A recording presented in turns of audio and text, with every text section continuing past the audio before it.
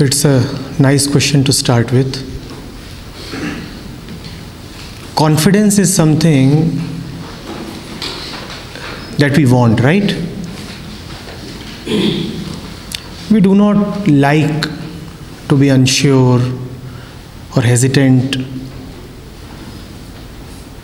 We do not like to be in a situation where we are not certain that we know. That brings us to the word knowledge. And as Abhimanyu said, most of us believe that confidence comes from knowledge. So how to maintain this confidence? By accumulating more and more knowledge? Will that help? Will that quench our need to feel confident at all times? This is broadly the issue that we must discuss.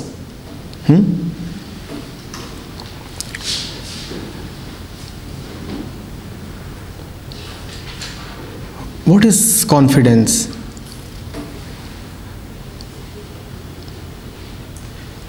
Confidence is the belief that I know, that I understand, that I'm in control of things, that I can command, that I'm on top of the situation. When you feel this way, then you say, I am confident, right? That is confidence for us.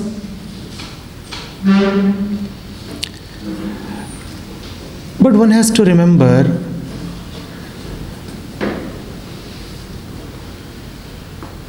that firstly, knowledge is limited. We are going into the nature of knowledge. What is knowledge? How does it function? Firstly, knowledge with any entity is always limited. Even the sum total of all knowledge that mankind has or is ever going to have will not even be a tiny fraction of the total knowledge that can be possibly had. So knowledge by its definition is limited. That is the first thing about knowledge. What is the first thing? Howsoever much knowledge you have, but it is always going to be limited. It may be all right when it comes to facing a particular examination based on a syllabus, because even that syllabus is limited. So limited syllabus and limited knowledge can counterbalance each other. But when it comes to life, is life limited? Is life limited by the boundaries of any syllabus? Is it? So knowledge can help you face a structured examination. To an extent, it is helpful there. But knowledge is very inadequate when it comes to life, because knowledge by definition is always going to be limited. It is an ever expanding domain. And when I say ever expanding, that brings me to the second thing about knowledge. What is the second thing about knowledge? The second thing about knowledge is, the more you know, the more you realize that you do not know. That knowledge is limited is not known to those with limited knowledge. Understand this. It requires a really knowledgeable man to know that knowledge is limited. The ones who have little knowledge keep on thinking that they have all the knowledge. Socrates it was, and it requires a man of the measure of Socrates to say that the only thing I know is that I do not know. Remember, no man lesser than Socrates can say this. The only thing that I know is that I do not know. And how can he say this? Because he has a lot of knowledge. So the more knowledge expands, the more it is able to see its own inadequacy. The lesser is the knowledge that you have, the more you feel cocksure. Oh, I know everything. The more you have a really bigoted belief, a really obstinate belief in yourself. Oh, I know.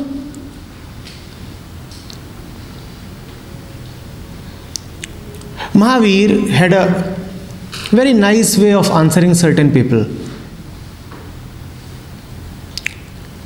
People would come and ask him all kinds of deep questions. Questions about life, philosophy, the right action, the right thing to do, reality. They would ask him, does the world really exist in the way it appears to be? He would say, probably. They would ask him, does God exist? He would say, probably. The next one would come and say, sir, does God not exist? He would say, probably. Not on all occasions, but with certain people, as a means to bring them to realization. Syad, probably. And this came to be known as Syadvad, probably.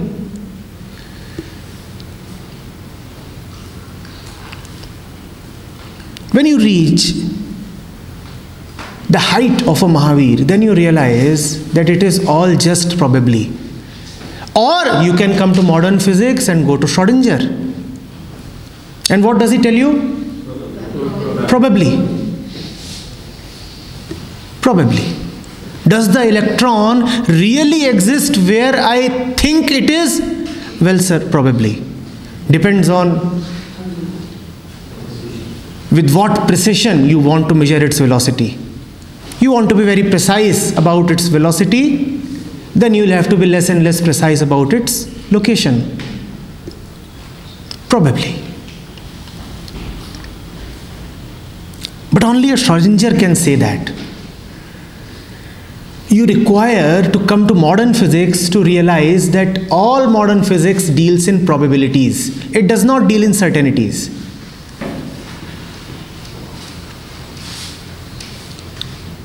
Be it quantum physics or be it relativistic mechanics, there is very little definitive about them.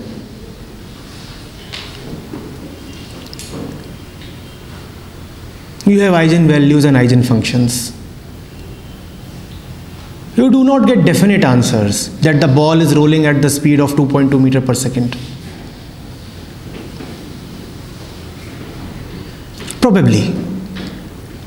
So the more knowledge you get, the more stumped you are, because your knowledge is telling you that knowledge itself is limited. Knowledge itself is telling you that knowledge is limited. And a point comes when the philosopher or the saint or the scientist, all of them just stand staring at a giant vacuum where there is nothing known. After all his knowledge, what does the physicist realize? He does not know anything. And that's the moment when he has absolute clarity. You know what is clarity? To be clear of knowledge, to be empty. He has realized that all the knowledge that I have, that does not mean anything, because that is really not true at all. I have been looking at the world, I have been talking about objects, but I have been missing the subject.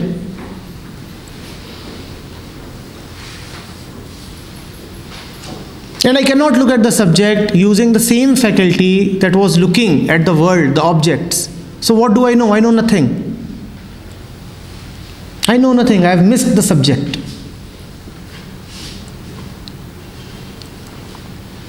Are you getting it? Now, we are faced with a peculiar situation. First, knowledge is limited, so you cannot really face life with knowledge. We said you can face examinations with knowledge, but you cannot face life with knowledge. Correct?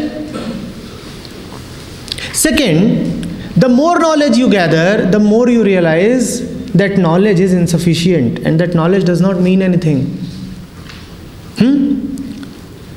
So any confidence that is based on knowledge is always going to be bulldozed by life. Any confidence that is based on knowledge is always going to fall short when it comes to the real challenges of life. You can do very well in an exam. Get 80%, 90%, 99%, as much percent as you want. But what will you do? All your life, will you just keep writing examinations? A very poor life would that be. What would be? Yeah? You have to live, really live, right? And to really live, you require something more than knowledge, because confidence based on knowledge will not help you. There is another confidence that is not based on knowledge.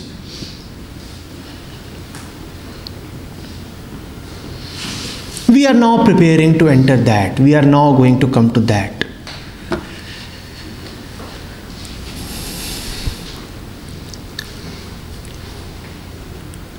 All knowledge is about the outside, right? And the outside is infinite. That is why we said that in spite of whatever knowledge you gather, it would not even be a fraction of the immensity of the ocean of knowledge that is possible. All knowledge is external. It is an infinite expanse. But there is something about which you can be more sure, which is not infinitely away from you, which you do not have to gather, which is close to you, which is the thing that gathers knowledge and wants to feel satisfied by gathering knowledge. What is that thing? What is that thing within you that wants confidence? What is that thing within you that wants to gather knowledge? What is that thing within you that wants to feel satisfied by gaining knowledge? Can we give it a name just for talking? What is that thing within you? So ego, fear, knowledge, ego, I. Give it any of these names. Each of this is as good as the other. I, ego, mind. That is the thing that is always wanting confidence and gathering knowledge, right? That is the thing that sometimes starts feeling a little sure and sometimes just falls apart. Oh my God, I can't do much. What is happening? That can be known. After all, that is the thing that wants confidence. That can be known. That is the root that needs confidence, wants knowledge. That can be known. That can be understood. I can have no control over the world. Things move in a haphazard way. I cannot know what is happening on the road. I cannot know what is happening on a particular street in Argentina right now. What can I know? And the universe is infinite. What can I know? But I can surely know something that is closer to me. What is that? This can be known. And all the fear, the lack of confidence, where does it sit? Does it sit in Argentina? Does it sit in some other galaxy? Or does it sit here? You can have knowledge about Argentina, but is your fear residing in Argentina? Where is your fear residing? Where is your fear residing? Here. You can have a lot of knowledge about the universe, but is your fear residing in the universe or is it residing here? Why not know this itself? There is another confidence that arises from knowing this. I know this. Now, external situations can keep changing. Life can keep throwing its challenges. There may be victory or defeat. Somebody may ask me a question. I may know an answer, and I may as well not know an answer. But whatever is the situation, this is my territory. The mind is my territory. This cannot get affected. This confidence does not depend upon knowledge. This second type of confidence does not depend on knowledge. This depends on another thing which let's just call as awareness.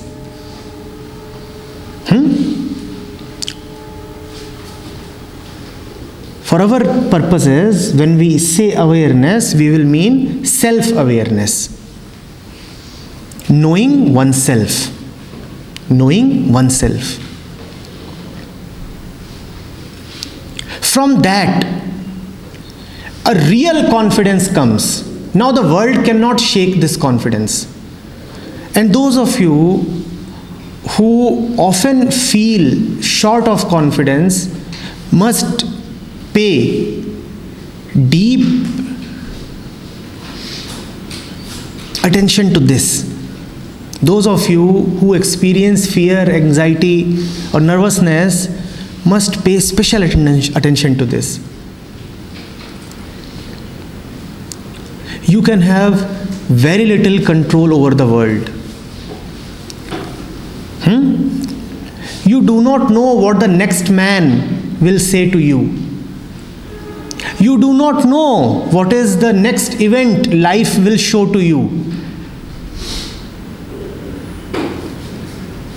Preparation will not make you ready to face life, because all preparation depends on some kind of knowledge. It will always fall short and you will be disappointed. And you will keep wondering that why am I afraid all the time? Why do situations stump me? I prepare so much, and yet when the opportunity comes, I am found short. Why?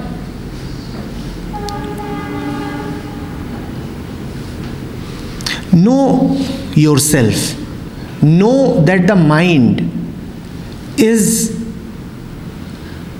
hungry for something.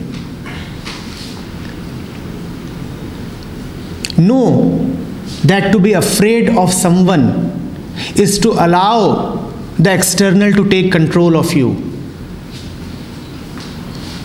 Know that the more you go towards one end of duality, the more you are preparing to go towards the other end of duality. Observe your mind, look at the patterns, and realize that when you are in a pattern, it is so mechanical and it is moving towards its predetermined end. Like a pre-recorded movie. When you realize all this, then the world cannot take control of you. Someone comes and says something to you and you smile. You say, ah, that same old game. You see something and the mind wants to go towards it. You again smile and you say, ah, the same old pattern here. In a particular situation, you repeat what you have been always doing, you again smile and you say, ah, the same game of conditioning.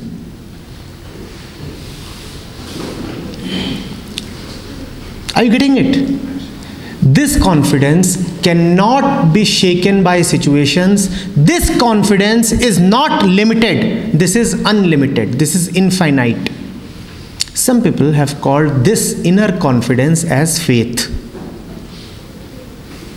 This inner confidence that does not depend on knowledge, that depends on self-awareness.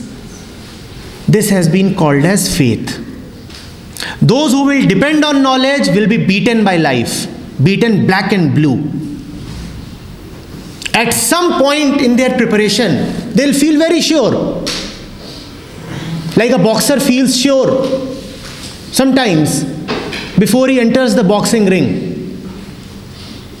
He has worked hard, he has rehearsed, practiced. And he enters the ring, and the challenger is life itself. And what happens to the boxer? Beaten and beaten and beaten and knocked out. And it is happening again and again and again. Knocked out, knocked out, knocked out. That is the destiny of confidence based on knowledge. Have an inner faith. Say that whatever happens, I am all right. Say that I know the one who is afraid. He has been programmed to be afraid. Let him be afraid. I don't want to be afraid. Say that I know this crowd. I know why they are moving like this, talking like this, being led in one common direction like this. I know them. I know. I realize this entire game. I realize this entire game because their mind and my mind are the same. Because I know my mind, so I know the mind of the universe. The machine is the same. The loading may be different, the softwares may be different, but the machine is the same. Ready to be programmed. So I know what is happening in the shopping mall. I know what is happening in the placement department. I know what is happening in politics. I know what is happening in families. I know what is happening in movies. I can understand why the traffic moves like this. The same old mind. Stupid, prone to fear and greed. I can see what is happening. I can see. This is called insight. This is not knowledge, this is insight. I realize what is happening. And why do I realize what is happening? Because I realize myself. When I realize the patterns of my mind, then I also realize the patterns of the world. I see two kids fighting. And then I pick up the newspaper and I see that two nations are fighting.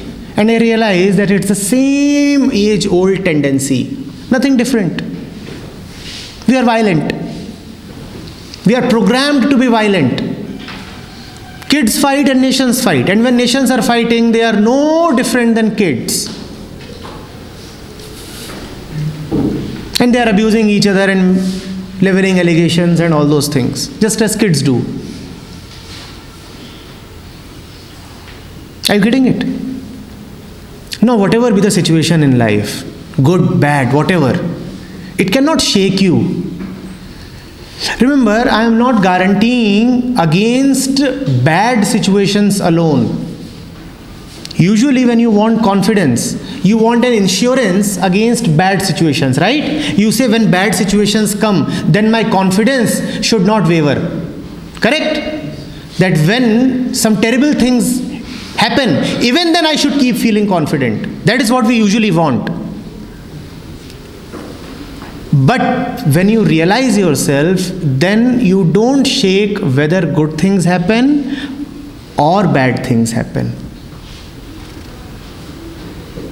When pleasing events will happen, then too you will realize. And what is the point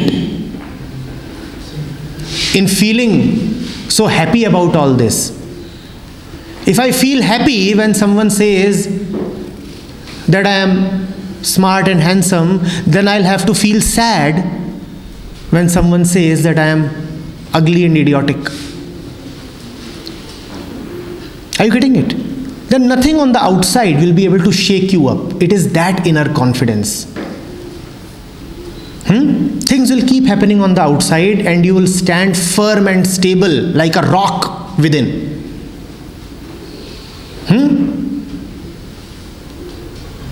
A mountain that cannot be shaken. A fortress that cannot be impregnated.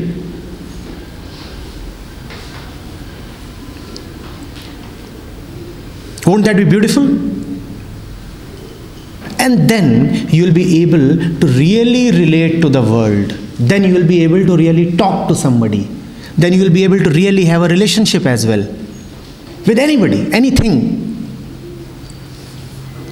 Right now, our relationships are all based on fear, insecurity, greed. What am I getting? What am I giving? Such kind of calculation. Sometimes it is conscious. Sometimes it is so unconscious that we don't even know. But when you know that I cannot be harmed, and also no one on the outside can give me something to benefit me, then you can really have a healthy relationship. Be it with an interviewer, be it with your friends, with the man on the road, with animals, birds, skies, family, anybody. Really healthy relationships.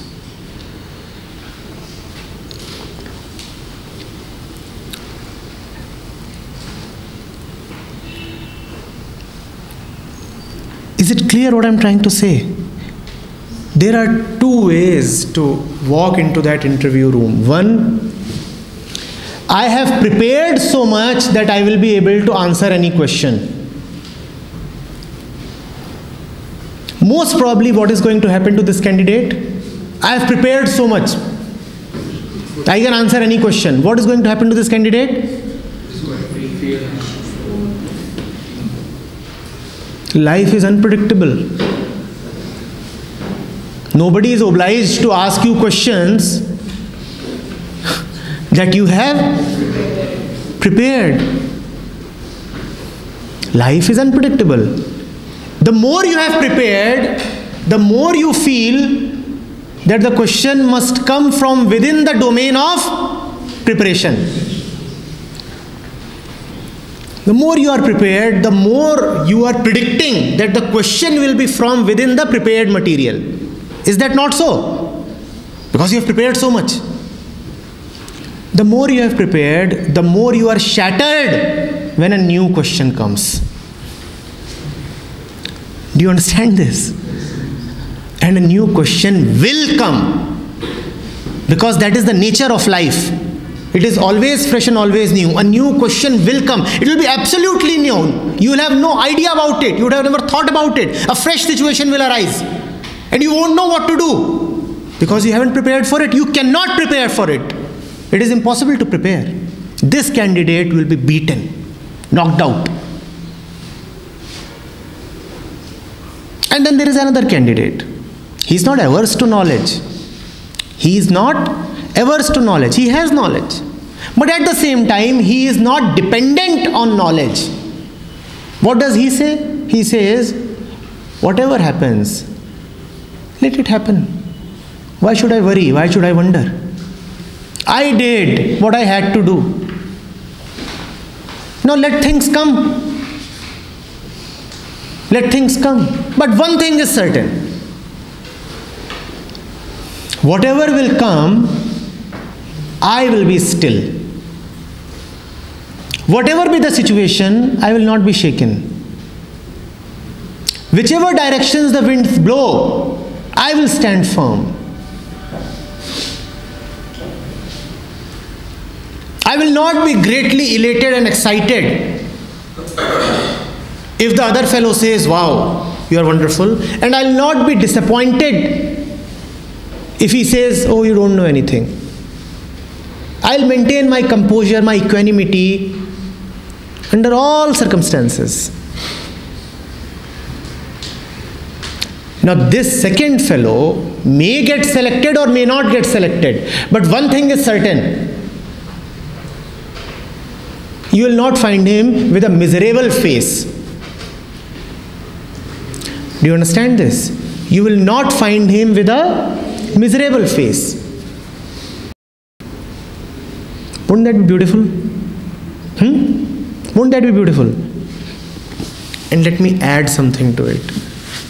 Actually, the probability of success is higher for the second fellow, who may not have prepared so much, but has the faith that whatever happens, I am all right.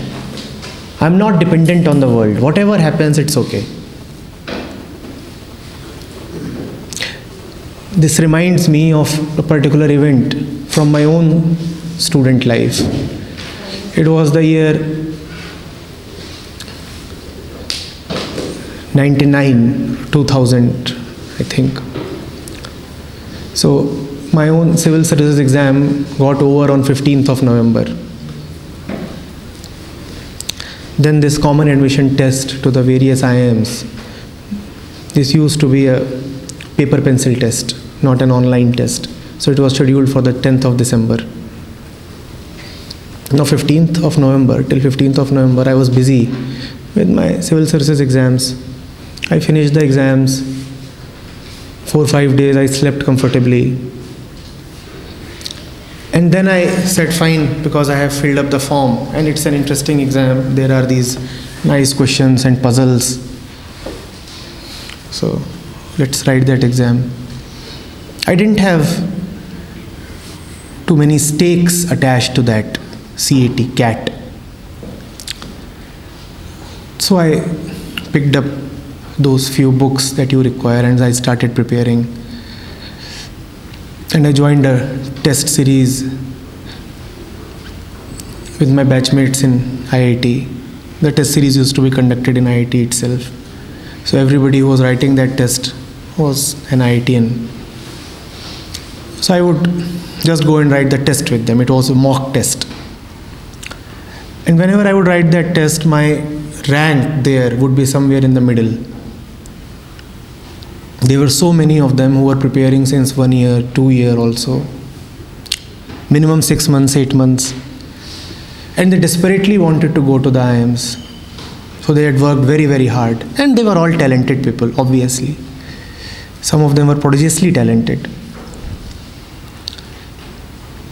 So that's the way it was. Then came 10th of December. So I went in, I wrote the paper. I realized that I had attempted fewer questions than I usually used to attempt. Before that particular year, the CAT used to have around 180 questions. And you had done well if you had attempted 140 or 150. I could see that this year I had not attempted as many. So I thought maybe I have not done well, but okay, it's all right. I came out. And then what do I see there? People are crying, sobbing, weeping. Inconsolably. Somebody is tearing apart his shirt, including some of those toppers who used to do so well in the mock tests. So I asked them what happened, and they said, don't ask us, we are devastated, the world has come to an end. Why? They said the pattern changed. I said, really? Now the fact was I didn't even realize that the pattern had changed because I didn't know what the previous pattern was. That was not really there in the mind. So I said, yes, probably it has changed, yes. Then they said, how much could you attempt? I said, I too have not done well. Just like you, I also have not done well. I have attempted 113. Then they started thumping their chests even more wildly. And what happened? That we could not attempt even 100. Now it was impossible. It was impossible. I knew some of them. They were really swift. As far as IQ goes, they were really up there. In fact, higher than me. There is no doubt. And they had prepared really well. They had prepared really well. And that, I tell you, is exactly the reason why they failed. They had prepared so much. When you prepare so much and the pattern changes, then you crumble. And patterns will change. Life will not conform to any patterns. Sometimes examinations do, but even in examinations, if the paper setter is wise enough, he will keep changing patterns. It is only a lazy university in which patterns do not change. It is only a very sloppy examiner, a very sloppy college and university, where you get the same pattern year after year. And who wants to change? Keep giving. Look at the JEE, for example. Do you ever see questions repeated? I do not know what's the situation these days. But at least till my time, there was no probability of a question being repeated. Life is like that. In fact, life is even more unpredictable than that. There at least you know it will be only maths, physics and chemistry. Here it can be anything. You have prepared geography and the question is on biology. That is what life is. You have put on the best of your clothing and it rains. You never know what to do. Life will make a mockery of all your preparation. I am not saying don't prepare. What I am saying is, let your confidence not be linked to preparation. Prepare, but don't feel confident because of preparation. Just feel confident for no reason. When you feel confident for no reason, that is called faith. That is called faith. But it requires guts. When you are afraid, then you want to cover up your fear with preparation. Have you seen this? Notice this. I am so afraid, so I want to cover up my fear with preparation. I have seen people preparing and rehearsing. I love you. I love you. Now what is this? And when it comes to the occasion, what do they say? Gone. What is the use of all your preparation? What is the point? Then you find that your throat has choked and you end up making a fool of yourself.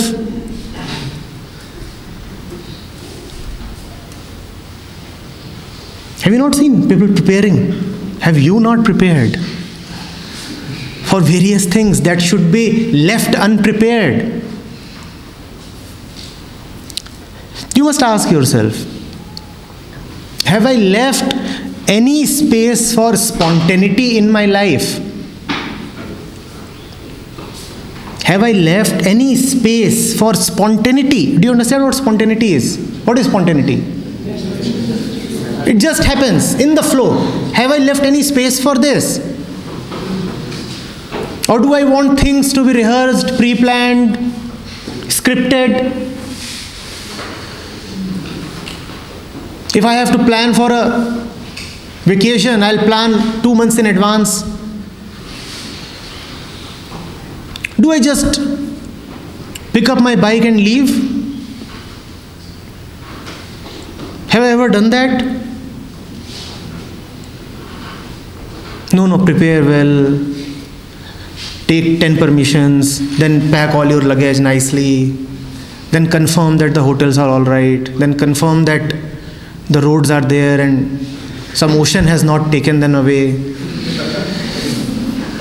Confirm that some aliens have not landed in that city. Make sure of everything.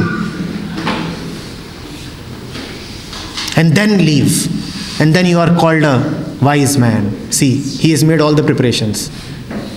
Life makes fun of your preparations. Have you heard of this? Man proposes, God is.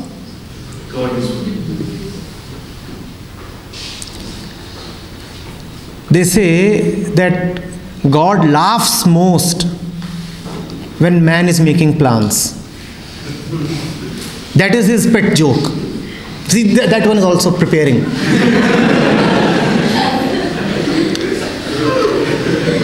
And he's laughing all the time because you are preparing all the time.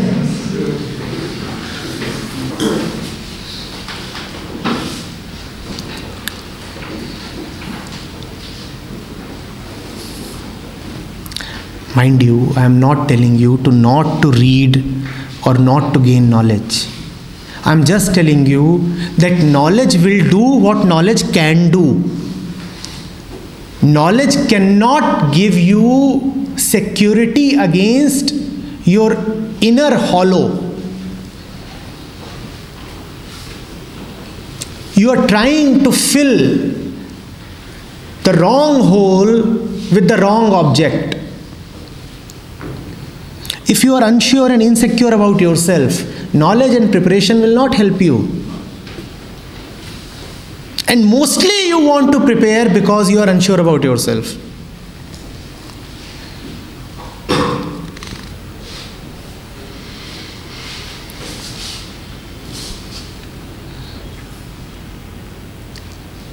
What must come from knowledge? Let that come from knowledge. What must not come from knowledge? What must be spontaneous? Let that be spontaneous. And you can be forgiven if you don't have knowledge, because we said right in the beginning that knowledge will always be limited. So you can be forgiven if you don't have knowledge. But if you don't have that inner certainty, then you cannot be forgiven. Even in an interview, you would be rejected. Most probably because you lack something here. Knowledge you may lack, and that is not a big offense, because knowledge can be gained. There was this famous fellow who said, hire for character and train for skill. He said, skill can come, knowledge can come, we will give you training. But what we are hiring is character. Have that. And character does not mean a particular way of behaving.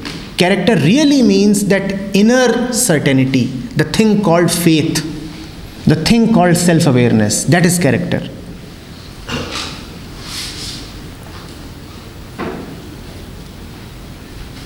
Clear?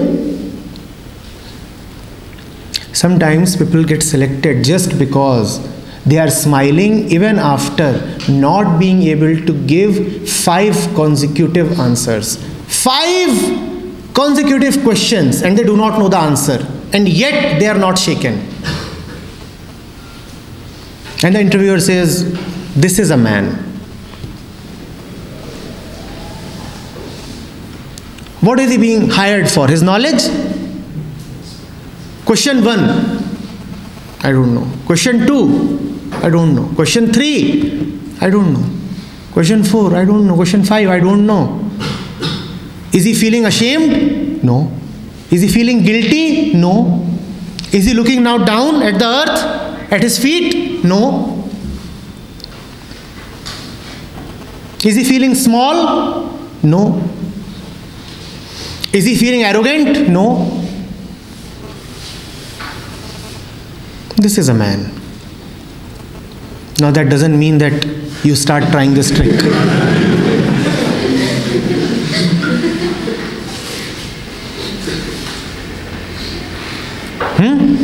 And there are some who are rejected even after answering all the questions. Because even after answering, their face is like, now who wants to hire such a fellow? If I want knowledge, I will Google. If I want knowledge, I will hire an encyclopedia. He is full of knowledge. But looking at his face in the morning in the office every day will be a punishment. How can I hire you? And you ask him one question and he does not even know the limit of knowledge. He is going on and you're looking at him. But he has prepared so much. He must be able to get something out of the preparation. Sir, 1 minute more. I know a little more. Mr. Google. Sir, there is another link on page 8. Will you hire such a fellow?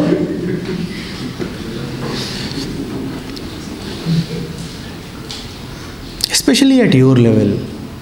It is not knowledge that is important.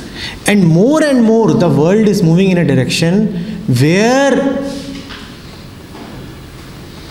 memory devices, external devices, will substitute for the memorization function of the brain.